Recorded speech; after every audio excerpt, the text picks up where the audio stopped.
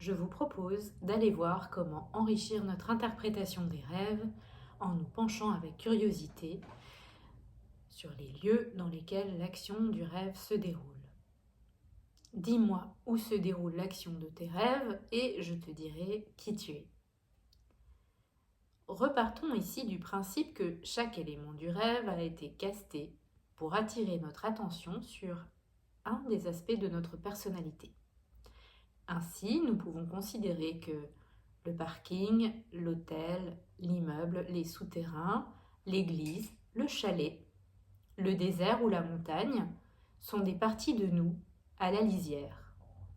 Leur énergie et leurs propriétés appellent à être intégrées pour élargir notre personnalité et traverser la situation actuelle. C'est pour cela que le rêve les a choisis. Les lieux de nos rêves peuvent être compris comme une partie de notre ombre, ce qui fait partie de nous, mais n'est pas éclairé par notre conscience, et que nous gagnerions à accueillir pour redevenir complets et nous déployer. Cela fait partie du chemin d'individuation selon la terminologie de Carl Gustav Jung. Imaginons que dans notre rêve, la scène se déroule dans un hôtel. De quoi l'hôtel est-il le symbole pour nous dans notre dictionnaire personnel ? Quels souvenirs, quelles sensations, quelles émotions apparaissent lorsque nous pensons à un hôtel ? En quoi ces souvenirs et ces sensations peuvent-ils faire écho à ce que nous vivons en ce moment ? Pour vous aider, vous pouvez imaginer que vous devez décrire en détail cet hôtel à un extraterrestre, quelqu'un qui n'a jamais vu d'hôtel et qui n'en connaît ni l'apparence ni la fonction. J'aime aussi m'inspirer pour cet exercice du très beau livre de Georges Perec, Tentative d'épuisement d'un lieu parisien. L'auteur s'est installé 3 jours consécutifs place Saint-Sulpice à Paris, à différents moments de la journée. Il a noté ce qu'il voyait, les événements ordinaires de la rue, les gens, véhicules, animaux, nuages, le passage du temps. Je vous recommande de tenter d'épuiser les lieux de vos rêves en notant le plus de détails possible.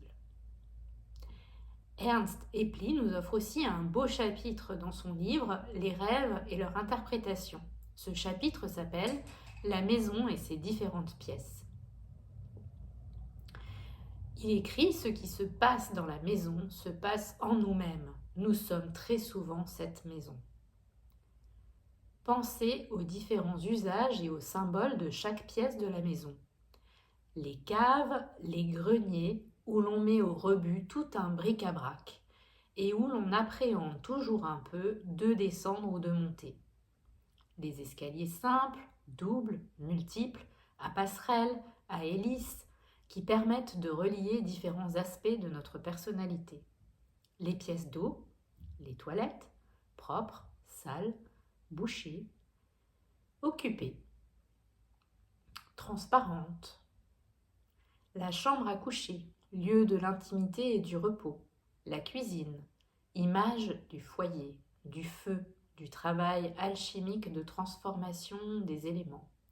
Et puis, il y a les pièces vides, les pièces murées, les pièces inconnues à explorer, qui figurent toutes ces parties de nous restées dans l'ombre.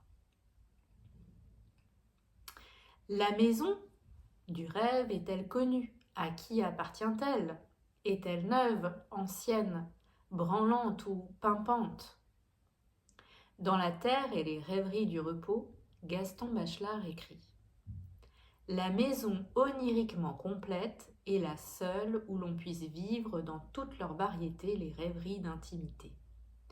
On y vit seul, ou deux, ou en famille, mais surtout seul. Et dans nos rêves de la nuit, il y a toujours une maison où l'on vit seul.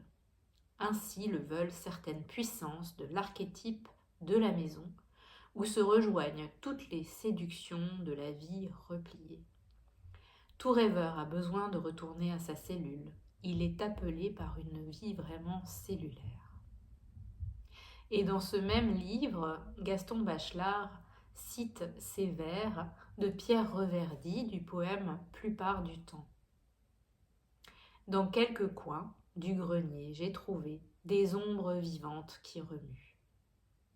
Il faut que vous lisiez ces pages de Bachelard sur la descente à la cave et la montée au grenier, dans le chapitre La maison natale et la maison onirique. Ces caves, où l'on touche aux racines de la maison, au contact de la terre, ces greniers où l'on retrouve l'ombre des ancêtres, des vieilles malles emplies de vêtements avec lesquels se déguiser, de jouets cassés et de vieux livres poussiéreux. Bien que j'adore écrire dans des carnets, et j'en ai de toutes sortes, j'ai fait le choix d'écrire mes rêves dans un fichier informatique, ce qui me permet de faire plus facilement des recherches par mots-clés.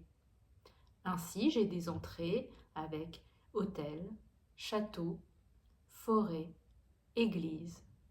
Je peux ainsi rassembler tous les rêves se déroulant dans un même type de lieu et observer les évolutions d'un rêve à l'autre.